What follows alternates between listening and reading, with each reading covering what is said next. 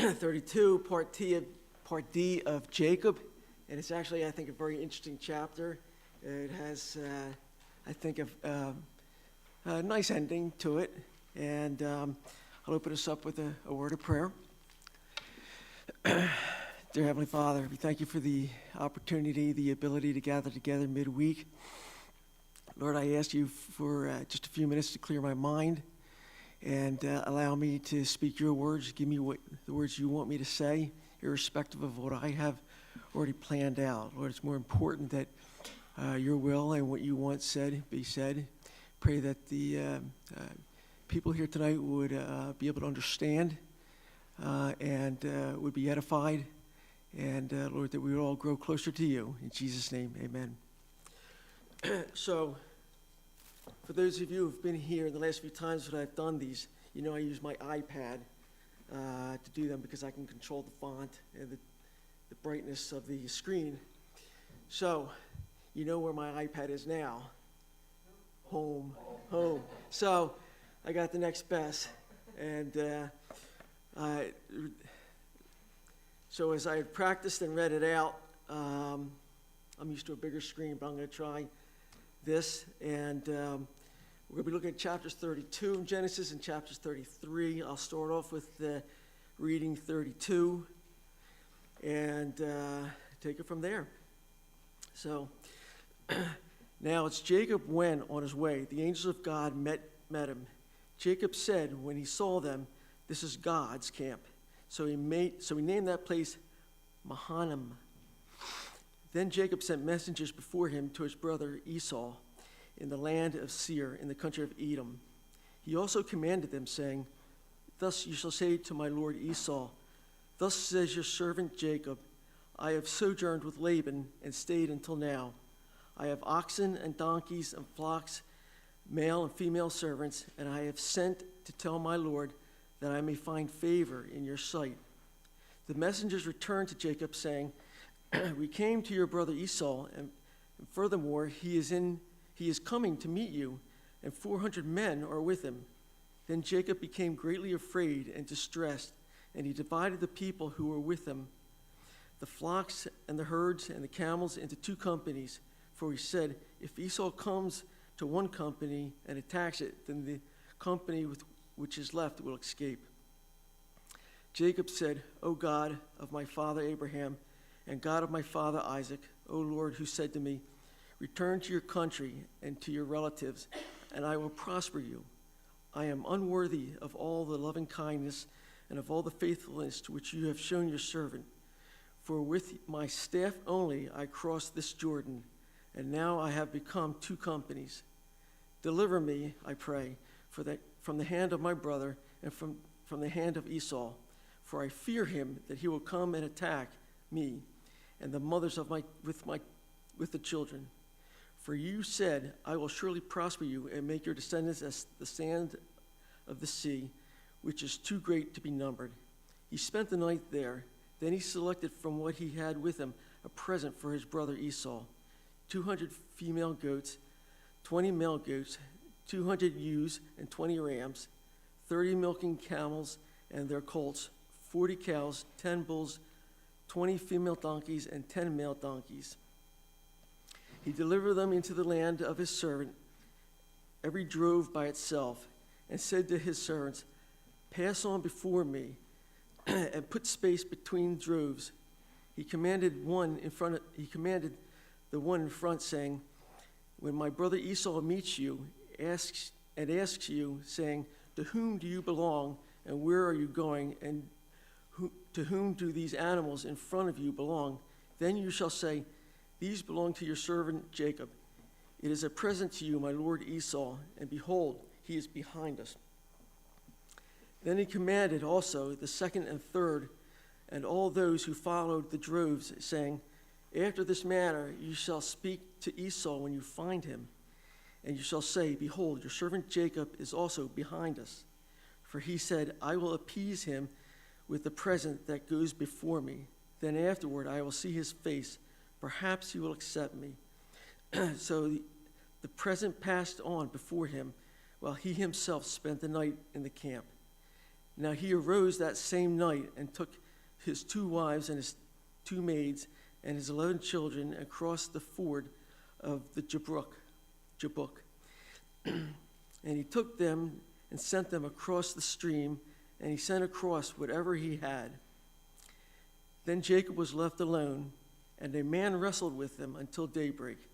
When he saw that he had not prevailed against him, he touched his socket of his thigh, so that the socket of his thigh was dislocated while he wrestled with him. Then he said, "Let me go, for the dawn is breaking." But he said, "I will not let you go unless you bless me." So he said to him, "What is your name?" And he said, "Jacob." He said, "Your name shall no longer be Jacob, but Israel, for you have striven with God and with men and have prevailed." Then Jacob asked him and said, "Please tell me your name." But he said, "Why is it that you ask me my name?" And he blessed him there. So Jacob named the place Peniel, for he said, "I have seen God face to face, yet my life has been preserved." Now the sun rose up upon him just as he had crossed over Peniel, and he was limping on his thigh. There to this day the sons of Israel do not eat the sinew, which is the tendons of the hip, which is on the socket of the thigh, because he touched the socket of Jacob's thigh in the sinew of the hip.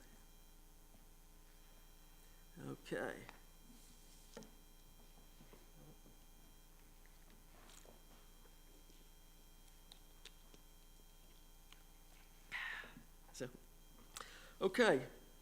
So question 1. Who did Jacob meet as he traveled west in verse 1? Okay. Angels of the Lord. And what do you think was the point of that meeting with the angels?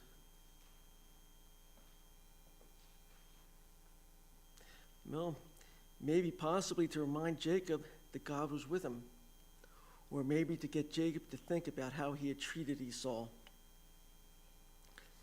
Question 2, what did Jacob name that location in verse 2?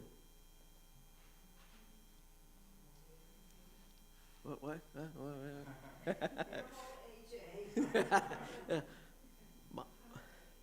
Mahanaim. Okay. So, Mahanaim, what does that mean? 2 camps. Okay. So, what's the meaning of 2 camps?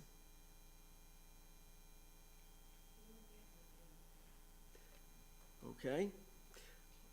There are several possibilities. 1, a camp for God and a camp for Jacob. 2, a camp for Jacob or a camp for Esau. Maybe an angelic camp, 1 there and 1 at Bethel. Or maybe referencing Jacob dividing his household into 2 camps.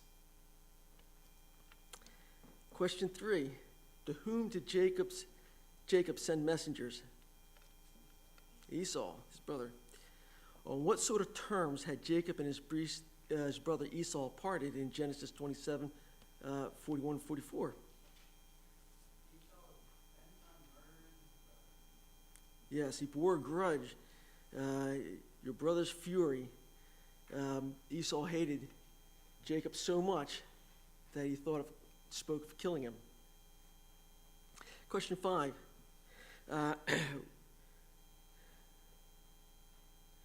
Where was Esau living?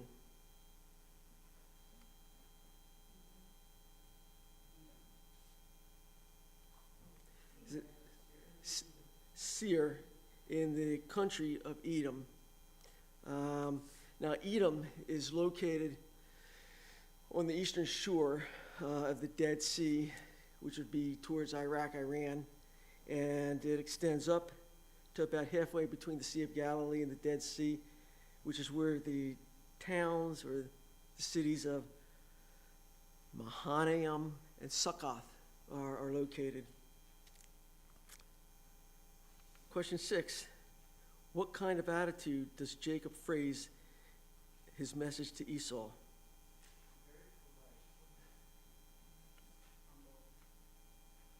Okay.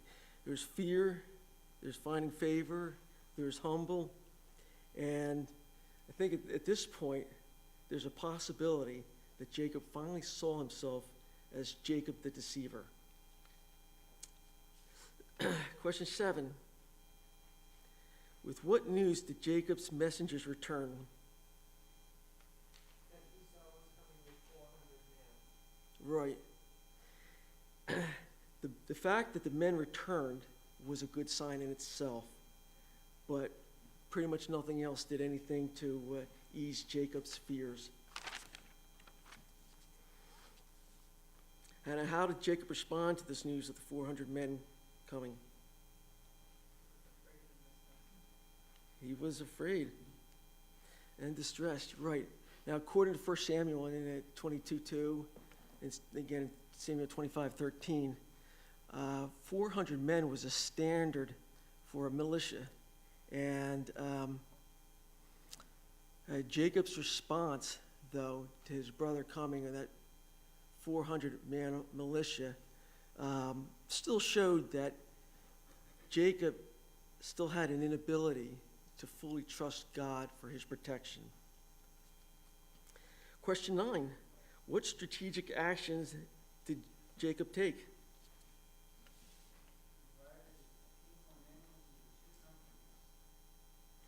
Yep. So he divided them in two in case one, well, I don't want to get ahead of myself. Okay, question 10. Why did he do that?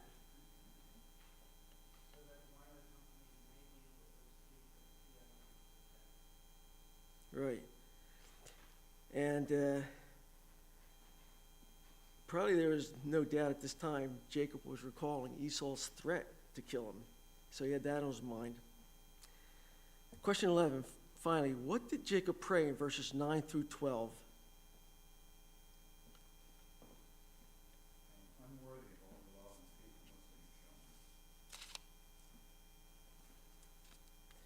Right.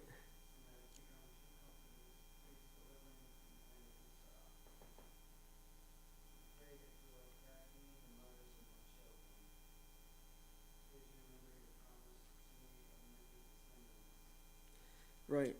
Now, this is the first time that is recorded that Jacob has prayed. There may have been other times, but this is just the first recorded time. But interesting enough, it's also the longest prayer in the book of Genesis. Now, at this time, Jacob is showing the correct attitude. He's humble. He's addressing God as his father. And it reflects a dependency on God. It's also based on a personal relationship, a family relationship, and a covenantal relationship with God.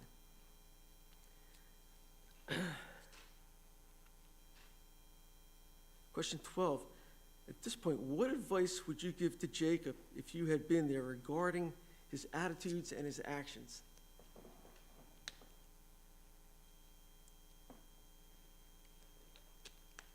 Nate, did you have something? I didn't, you know what? You know, I didn't answer this. I want to hear what you guys have to say.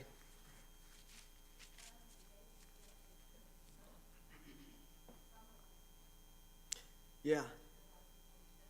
Yeah, I think the light bulb clicked on. Okay, question 13. What did Jacob send ahead of himself to Esau?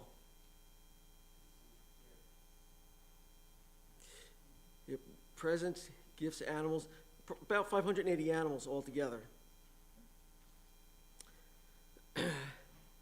Question 14 in verse 20. Why? Why did he do this? Yes.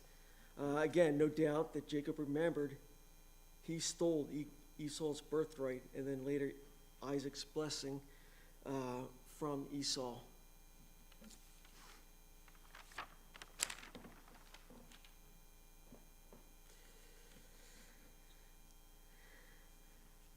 Question 15. After sending his wives and servants' children and all that he had across the brook ahead of him, Jacob was left alone. In chapter 32, in verses 22 through 24, what happened next?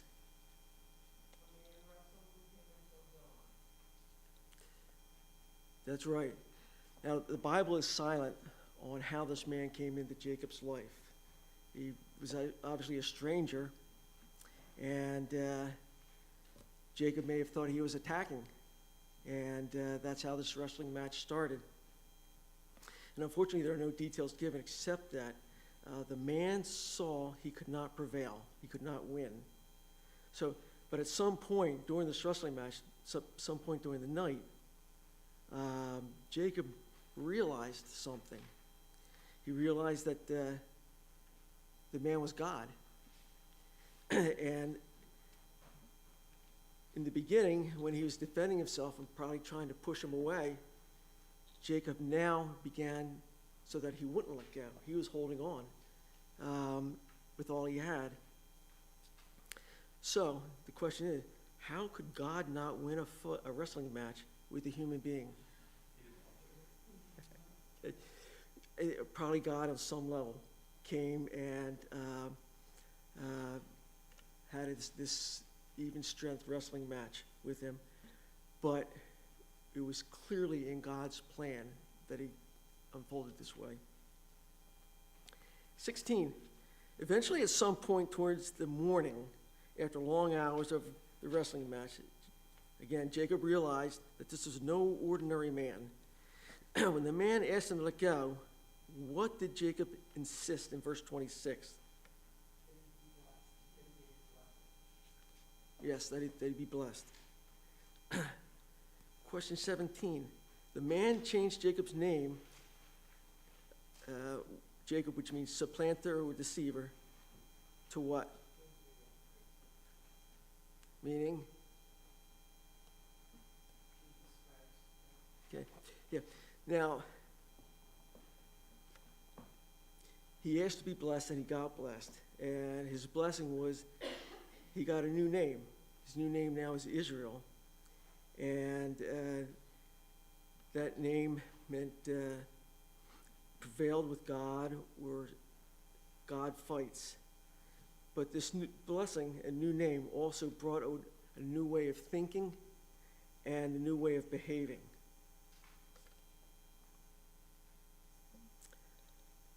Question 18. What did Jacob name the place, and what does it mean?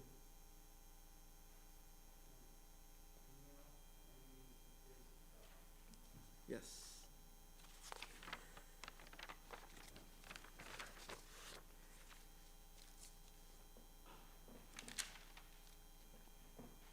Okay. So Genesis 33 isn't all that long. I think it's 20 verses, so I'll try to burn through that real quick. Okay. Then Jacob lifted his eyes and looked, and behold, Esau was coming with 400 men with him. So he divided the children among Leah and Rachel and the two maids. He put the maids and their children in front, Leah and her children next, and Rachel and Joseph last. But he himself passed ahead of them and bowed down to the ground 7 times until he came near his brother.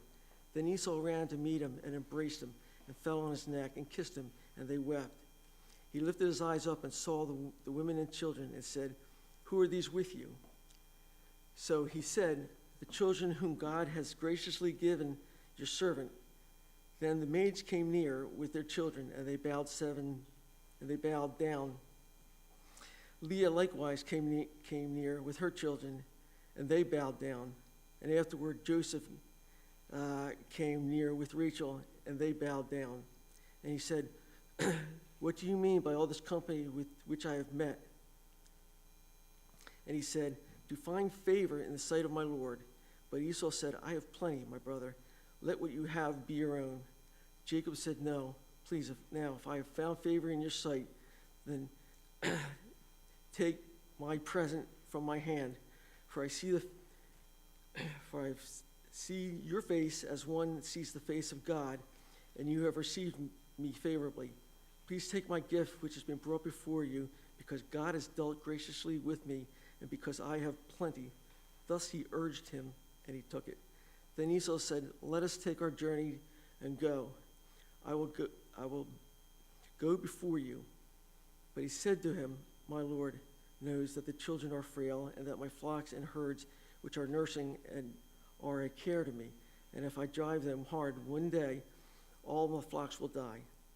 Please let my Lord pass on before his servant, and I will proceed at my leisure according to the pace of the cattle that are before me, and according to the pace of the children, until I come to my Lord at Seir.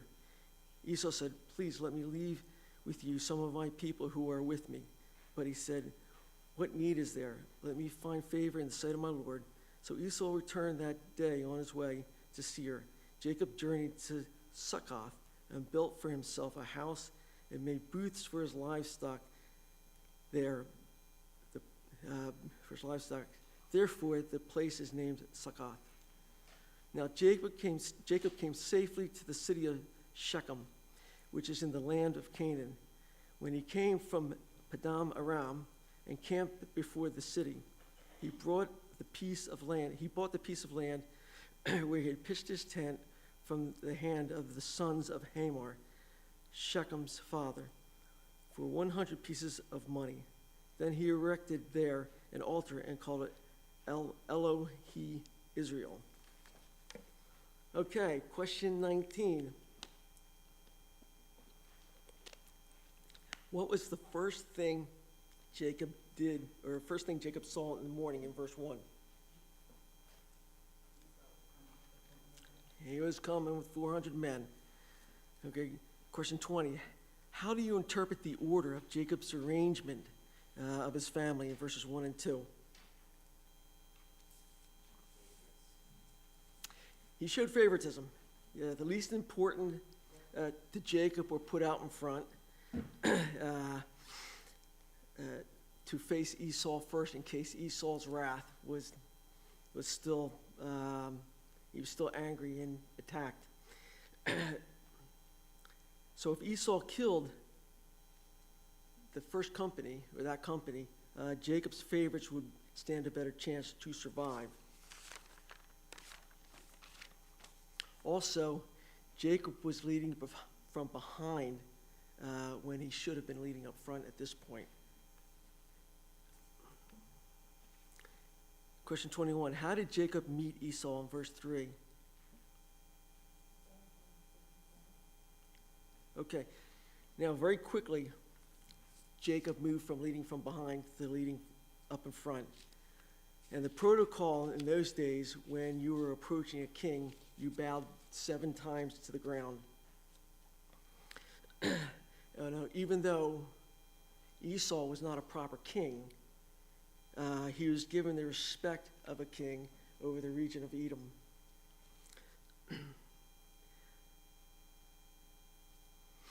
Again, Jacob being out front was showing leadership and willing to accept whatever action that Esau may do. 22, was Esau still angry with Jacob? No. God was at work in Jacob, but he had also been at work in Esau as well. In verse 4, it says, Esau ran to meet Jacob and embraced him, kissed him, and wept. 23, did Esau want to travel with Jacob? Yes, he did. And in 24, what did Jacob say to him in verses 13 and 14? Go on ahead, and me and my family and all our livestock will travel at a slower pace. Right. Apparently, Jacob still did not fully trust Esau and used his children, his animals, as a polite excuse to not travel with him. But as he lagged behind, Jacob took a detour. He went someplace else. So, 25, where did Esau go? He went to Seir. Now, except for a mention of Esau in Genesis 35 at Isaac's burial, for the most part, Esau just kind of disappears off the record. There's no more mention of him. So where did Jacob go?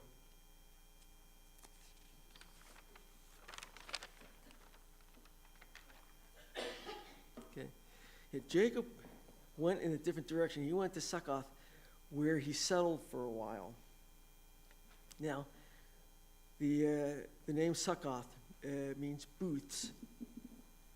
And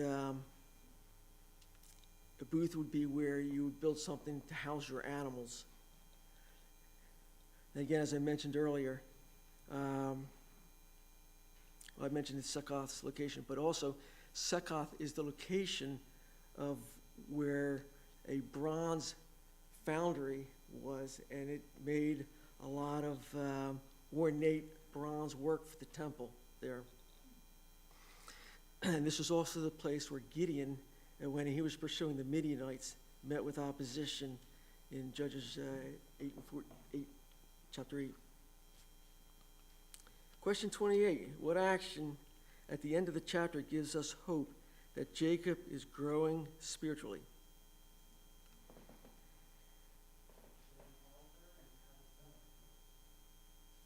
Okay. He did. Now, Abraham built an altar there many years earlier, and it's possible that it fell in disrepair, and maybe Jacob fixed it up, refurbished it, or maybe Jacob built a new one himself. But this is the first time that it's mentioned. Jacob is mentioned in connection with an altar. And, I think it's signaling that Jacob now has a commitment to God. So, from tonight's study, 1, God never forgets his promises. 2, our unworthiness should remind us that God has to work in us before he can deal with our requests. 3, whatever our needs, God already knows them and has a plan to provide for them. 4, God can transform our lives just as he did Jacob's. And I think that's just a really neat thing. And then we should be on guard for our own schemes and our own tricks that we would be tempted to use on people. So, that's it. Okay.